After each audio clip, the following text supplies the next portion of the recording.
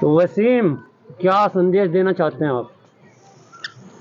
संदेश में यही देना चाहता हूँ अपने शहर की आवाम को कि हम लोगों ने आपके चैनल के माध्यम से पहले भी कहा है, भारत सरकार जी अनेकों योजनाएं दे रही है जी लेकिन उसके लेने के लिए, योजना को लेने के लिए कागज का होना बहुत जरूरी है जी। तो जिसके जितने भी डॉक्यूमेंट्स बन जावे वो बेहतर है। आज वक्त है, नगर पालिका का पूरा सहयोग है, हर तरीके से आपके कागज बनाने में सक्षम है सभी अधिकारी। तो मैं ये चाहता हूँ, मैं ये संदेश दे रहा हूँ, जिसने भी कागजों में कमियां है लोगों के, वो पूरी करा लीजिए। कौन से कागज की कमी दूर हुआ? आय प्रमाण पत्र, जाति प्रमाण पत्र, आधार कार्ड, बैंक का खाता, ये सभी डॉक्यूमेंट्स है। अच्छा। किसी भी योजना को लेने के लिए ये जरूरी है। राशन कार्ड हो गया तो। और इसके अलावा मैं ये संदेश देना चाहता हूं कि आज अंसारी समाज जागरूक है। पहले बहुत सरकारें आई गई, लेकिन इस दौर के अंदर बहुत सोच समझ के वोटर वोट दे रहा है।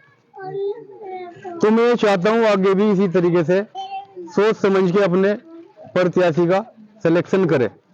अभी लोकसभा का चुनाव सामने है और फिर विधानसभा भी आती है, तो हमें ये देखना है किसने हमारे क्षेत्र में कितना काम किया है।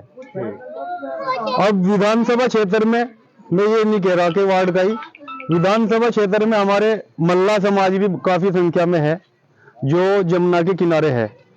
बाकी पिछले काफी समय से हमारी होश से भी पहले से ही समाज तो यहाँ रह रहा है, लेकिन उनके लिए कोई भी काम कारोबार की व्यवस्था नहीं की गई। वो लोग आज इतने मजबूर है, पहले गंगा पे जाते थे, अब वो नेपाल तलक के जा रहे हैं अपने बच्चों का पेट भरने के लिए, काम करने के लिए। लेकिन कभी किसी एमपी ने, एमएलए ने उन लोगों के लिए कोई काम की व्यवस्था नहीं करी। और इसी तरीके से अंसारी समाज है, ये हमने सुना है कि जिसकी जितनी संख्या भारी उसकी उतनी हिस्सेदारी। आज कैराना विधानसभा और लोकसभा के अंदर अंसारी समाज बड़ी संख्या में है, लेकिन काम कारोबार न होने के कारण बड़ी मजबूरी से गुजर रहा है, बड़ी लाचारी से गुजर रहा है।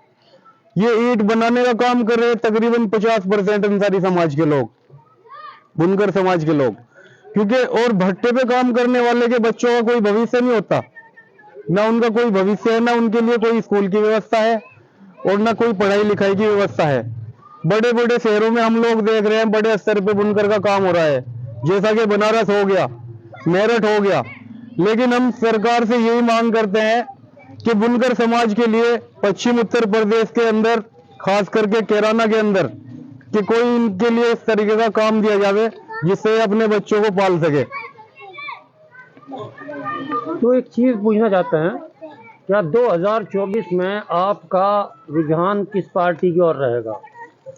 देखिए, ये तो समाज ही फैसला करेगा, लेकिन का कैराना क्षेत्र विकास से अछूता है जी, इसमें विकास की कमी है, अगर शिक्षा की कमी है, और जहां आप मल्लाह समाज की बात कर रहे हैं और साथ में बात कर रहे हैं अंसारी समाज की, तो क्या वर्तमान सांसद महोदय ने कोई योजना आपके कैराना लोकसभा या कैराना विधानसभा को दी?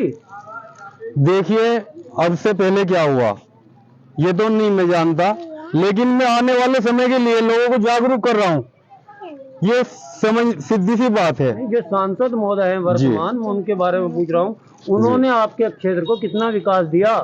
मैं यही तो कह रहा हूँ, अब से पहले क्या हुआ मैं उसके बारे में कुछ नहीं टिप्पणी करना चाहता। बाकी आने वाले समय में हम लोग जो अपना एमपी चुनेंगे, अपना विधायक चुनेंगे, उसके सामने अपनी बात रखेंगे। और मैं पब्लिक को ये संदेश दे रहा हूँ आपके चैनल के माध्यम से कि सोच समझ के वोट दे, कि कौन हमारा विकास कर सकता है, कौन हमें बेहतर रोजगार दिला सकता है। तो इसीलिए मैं आप सभी लोगों से अपील कर रहा हूं साथियों, ये बहुत अंसारी समाज के एक बहुचर्चित व्यक्ति जो सुनाई में आ रहा है, जो सूत्र बताते हैं कि उन्होंने एक लोकसभा प्रत्याशी जो हैं उनसे कुछ सौदा भी कर लिया है, अंसारी समाज का ही। देखिए, ये बातें तो मैं नहीं, इन पे कोई ध्यान नहीं देना चाहता। बाकी समाज खुद जागरूक है, नजरअंदाज करना चाहते हैं। समाज जागरूक है, समाज समझ चुका है अब वो पहले वाली बात नहीं रही कि एक तरफा वोट दे दिया। अब लोग समझ रहे हैं इस बात को कि कौन हमारा विकास करेगा। और आपके चैनल के माध्यम से मैं यही संदेश देना चाहता हूं कि इस बात को हमें समझना पड़ेगा। हमारी नस्लों का, हमारी फसलों का सवाल है, जी। तो हमें समझना पड़ेगा इस बात को। तो आपका जो बिरादरी को एक करने का उद्देश्य है या किसी को भी समर्थन करने का उद्देश्य है, क्या उसमें किसी बहुचर्चित व्यक्ति का भी हाथ है आपके बोलने के पीछे? ये तो सिर्फ मेरी अपनी व्यक्तिगत सोच है, क्योंकि मैं वार्ड नंबर 23 से सभा से चुना गया हूँ। जहां तक मैं समझ रहा हूँ, लोगों का दर्द देख रहा हूँ, लोगों की मजबूरियां, लोगों की परेशानियां, लोगों की समस्या देख रहा हूँ, ये मेरे खुद पे खुद दिल से निकल रही है। इसमें मेरे पीछे किसी का कोई हाथ नहीं है। जी, जी, बहुत बहुत धन्यवाद।